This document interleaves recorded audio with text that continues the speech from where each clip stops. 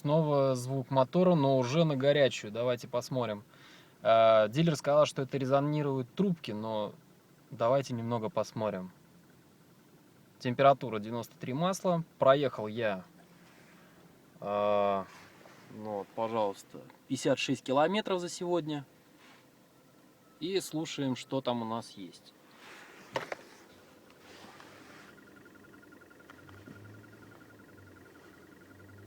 Сейчас я выжму сцепление.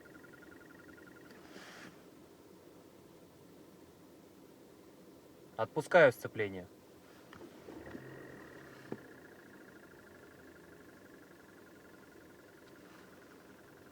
Нажимаю сцепление.